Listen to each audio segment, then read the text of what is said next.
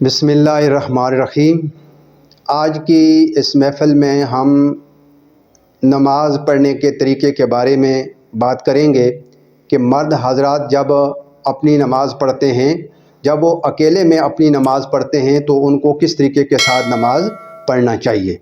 इसलिए कि नमाज के दौरान हम बहुत सारी वो गलतियाँ करते हैं, और ख़ास करके जब हम अकेले में नमाज़ पढ़ते हैं। इमाम के साथ जो हम जमात के साथ नमाज़ पढ़ते हैं उनका ज़िक्र मैं अलग से करूँगा।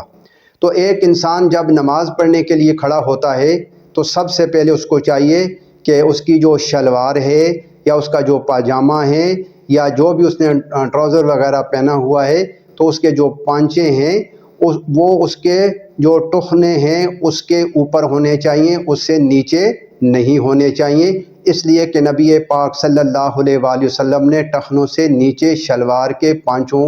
से वो मना फरमाया है। अब जब वो नमाज पढ़ने के लिए खड़ा हो तो उसको चाहिए कि वो अपने पाँव को बिल्कुल सीधा रखे, उसके पाँव की जो उंगलियों का जो रुख है वो किबला की तरफ होना चाहिए।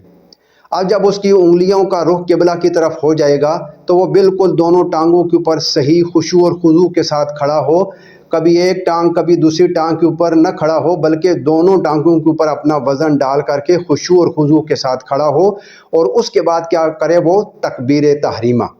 तो तकबीर तहरीमा जब वो कहेगा तो वो अपने दोनों हाथों को अपने कानों तक उठाएगा और अपने हाथों की जो हथेलियां हैं इनका रुख वो किबला की तरफ होना चाहिए।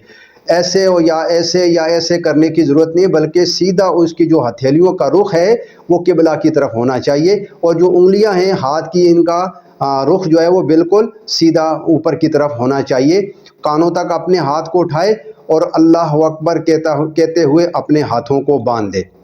अब जब वो अपने हाथों को बांधेगा तो हाथ बांधने का भी एक तरीका है। वो क्या है कि अपने जो उसका दायां हाथ है वो अपने बाएं हाथ की इस कलाई के ऊपर रखेगा, और ये जो तीन उंगलियां हैं ये बाएं बाजू के ऊपर आएंगी, और ये छोटी उंगली और अंगूठा इस कलाई को वो आपस में पकड़ेगा, और इस तरीके के साथ पकड़ करके अपने नाफ या नाफ के नीचे वो अपने हाथों को बांध ले। ये नमाज में खड़ा होकर तकबीर तहरीमा के बाद हाथ बांधने का एक सुन्नत तरीका है। उसके बाद जब वो हाथ बांध लेगा तो वो सना पढ़ेगा। सना के बाद वो ताउज़ यानी औज़ बिल्लाह पढ़ेगा, तस्मिया यानी बिस्मिल्लाह पढ़ेगा, सूरह फातिहा पढ़ेगा जब वो अपनी अकेली नमाज पढ़ रहा है, और इसके साथ कोई सूरत मिलाएगा, और फिर अल्लाह अकबर कहकर वो रकू में जाएगा। अब रकू के अंदर उसको क्या करना चाहिए कि वो अपने पीठ को झुकाए यहाँ तक कि उसकी गर्दन और उसकी जो पीठ है ये दोनों बराबर हो जाएं। बहुत ज़्यादा नीचे भी वो झुकने की ज़रूरत नहीं है कि गर्दन उसकी बहुत ही वो नीचे चली जाए, बल्कि उसकी जो गर्दन है और उसकी जो पीठ है वो बिल्कुल वो बराबर हो जाए, और उसके हाथ वो घुटनों तक चले जाएं और घुटनों को वो पकड़े, और उसके जो टांगें हैं वो बिल्कुल सीधी होनी चाहिए, खमदार वो नहीं होनी चाहिए, उनके अंदर किसी किस्म का कोई खम वगैरह नहीं होना चाहिए। अब वो रकू के अंदर जाएगा, रकू की तस्बीहात यानी सुबहान रब्बियल आज़ीम पढ़ेगा, जितनी मर्जी वो पढ़े। उसके बाद जब रकू के बाद वो कोमा करेगा, तो कोमा किस तरह किया जाता है कि समी अल्लाहु लिमन हमिदा रब्बना लकल हम्द, ये दोनों जुमले वो खड़े होकर उसने अदा करने। रकू के बाद जब वो कहेगा समी अल्लाहु लिमन हमिदा रब्बना लकल हम्द, ये खड़ा होकर करेगा। ये कोमा ये खड़ा होकर करना ये वाजिब होता है। हम गलती ये करते हैं कि जब हम रकू करते हैं तो रकू करने के साथ ही वो हम सजदे के अंदर चले जाते हैं, हम ऊपर उठते ही नहीं है, या समी अल्लाह अभी हमने पूरा नहीं कहा होता कि रब्बना लकल हम्द हम सजदे की हालत में कहते हैं। तो ये तरीका गलत है, ये सुन्नत के ख़िलाफ़ है, ये शरीयत के ख़िलाफ़ है, ये नबी पाक सल्लल्लाहु अलैहि वसल्लम के बताए हुए तरीके के ख़िलाफ़ है। अब जब हमने रकू कर लिया, रकू के बाद जब हमने कोमा कर दिया, अब हमने सजदे में जाना है।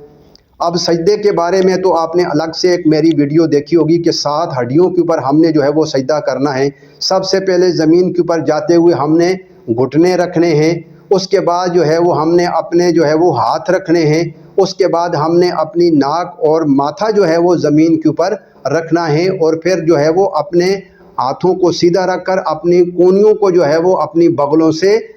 تھوڑا سا ہٹا کر رکھیں گے، اور پھر ہم جو سجدے کی تسبیحات ہے وہ ہم نے ادا کرنی ہے، یعنی سبحان ربی الاعلیٰ جتنی مرتبہ آپ پڑھ سکتے ہیں سجدے کی حالت میں، آپ کو شریعت نے اجازت دی ہے۔ اب جب ہم نے ایک سجدہ کر دیا تو دوسرے سجدے سے پہلے ہم اللہ اکبر کہہ کر جب ہم بیٹھتے ہیں تو اس کو جلسہ کہتے ہیں۔ دوسرے سجدے میں جانے سے پہلے یعنی ایک سجدے اور دوسرے سجدے کے درمیان میں جو ہم بیٹھتے ہیں اس کو جلسہ کہتے ہیں، اور یہ واجب ہے۔ تو اس کے بیٹھنے کا بھی یہی طریقہ ہے کہ آپ کا دایاں پاؤں کھڑا ہو اور بائیں پاؤں کو بچھا کر آپ اس کے اوپر بیٹھیں، اور بیٹھیں یہاں تک کہ آپ کی جو کمر ہے وہ سیدھی ہو جائے، یعنی ایک لمحے کے لیے آپ بیٹھیں اور پھر اللہ اکبر کہہ کر آپ دوسرے سجدے میں جائیں، اور دوسرا سجدہ بھی اسی طریقے کے ساتھ جس طرح میں نے پہلے آپ حضرات کے سامنے عرض کیا ہے اسی طریقے کے ساتھ وہ ادا کریں۔ اب دوسرے سجدے کو ادا کرنے کے بعد ظاہر ہے کہ آپ نے دوسری رکعت کے لیے کھڑا ہونا ہے، تو وہ الحمد سے آپ شروع کریں گے، سورت ساتھ ملائیں گے، پھر رکوع کریں گے، پھر سجود کریں گے، اور پھر آخر پر آپ اتحیات پہ بیٹھیں گے۔ تو اتحیات کے اوپر جب آپ بیٹھتے ہیں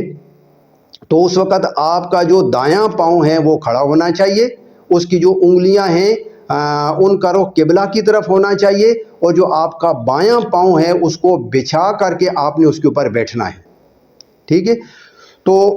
بیٹھ کر کے پھر آپ نے پوری اتحیات وہاں جو ہے وہ پڑھنی ہے، اس کے بعد درود شریف پڑھنا ہے، اللہم صلی، جو ہم نماز کے اندر درود شریف پڑھتے ہیں، پھر اس کے ساتھ جو بھی دعا ربی جعلنی آپ کو یاد ہے وہ آپ پڑھ سکتے ہیں، ربنا آتنا فی الدنیا اگر آپ کو یاد ہے تو وہ آپ پڑھ سکتے ہیں، یا اس کے علاوہ کوئی اور بھی دعا جو بھی آپ کو یاد ہے وہ آپ پڑھ سکتے ہیں۔ اس کے بعد آخر پر جو ہے وہ آپ نے سلام پھیرنا ہے۔ تو سلام پھیرنے کا بھی یہی طریقہ ہوتا ہے کہ نہ آپ اپنی گردن کو آگے جھکائیں نہ آپ اپنی گردن کو پیچھے کریں، بلکہ اسی طریقے کے ساتھ پہلے آپ دائیں طرف اپنے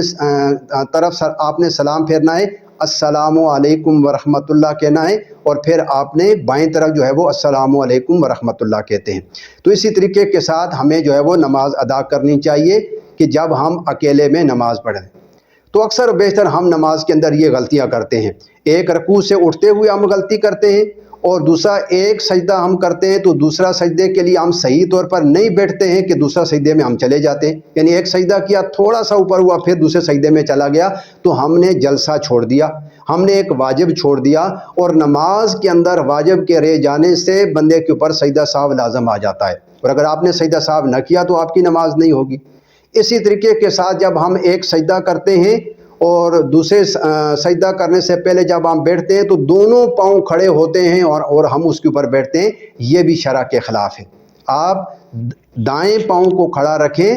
اور بائیں پاؤں کو بچھا کر اس کے اوپر بیٹھیں، ایک لمحے کے لیے بیٹھیں، اور پھر جو ہے وہ آپ دوسرا سجدہ کرنے کے لیے جائیں۔ تو یہ چھوٹی چھوٹی جو غلطیاں ہوتی ہیں جس کو ہم کچھ بھی بلکہ ایک معمولی سی غلطی بھی تصور نہیں کرتے ہیں، حقیقت میں ان کا بہت بڑا رول ہوتا ہے نماز کے اندر۔ تو ان کی وجہ سے ہماری نماز جو ہے وہ اللہ کے ہاں مقبول نہیں ہوتی ہے۔ تو اس لیے جب ہم اللہ کے حضور نماز پڑھنے کے لیے جائیں تو ہماری نماز کے اندر جو ہے وہ خشوع و خضوع ہونا چاہیے۔ بعض حضرات یہ کہتے ہیں کہ جب میں نماز پڑھتا ہوں مجھے نماز میں جو ہے وہ دنیا کے مختلف خیالات آتے ہیں، وہ دنیا کے خیالات اس لیے آتے ہیں کہ ہمارے اندر خشوع اور خضوع نہیں ہوتا ہے۔ جو نماز کے کلمات ہم ادا کر رہے ہوتے ہیں ہماری زبان سے وہ نہیں نکل رہے ہوتے ہیں، بس ہم دل کے اندر ہی جو ہے وہ کڑ کڑ کر کے اس کو ادا کر رہے ہوتے ہیں۔ حالانکہ نماز جب اکیلے آپ پڑھ رہے ہوں تو اتنی آواز آپ کی ہونی چاہیے کہ جو صرف آپ سن سکے، آپ کے ساتھ والا بندہ جو ہے وہ آپ کی آواز کو نہ سن سکے۔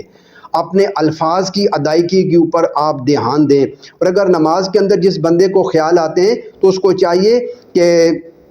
نماز کے اندر جو وہ کلمات ادا کرتا ہے اس کے اوپر وہ دھیان دے، ان کے معانی کے اوپر وہ دھیان دے۔ تو جب اس کے معانی کے اوپر، اس کے معنی کے اوپر آپ دھیان دیں گے تو انشاءاللہ نماز کی حالت کے اندر جو ہے وہ آپ کو یہ خیالات ہرگز نہیں آئیں گے۔ تو اس طریقے کے ساتھ جو آپ کی نماز ہوگی وہ بھی اللہ کے ہاں جو ہے وہ قبولیت کا مقام حاصل کر لے گی۔ لیکن اگر آپ جلدی جلدی نماز پڑھیں گے تو یہ نماز نہیں ہوگی، بلکہ یہ الٹا آپ کے لیے وبال جان بن جائے گی۔ تو دعا ہے کہ رب قدوس ہم سب کو صحیح طور پر نماز پڑھنے کی جو ہے وہ توفیق عطا فرمائے۔ وما توفیقی الا باللہ۔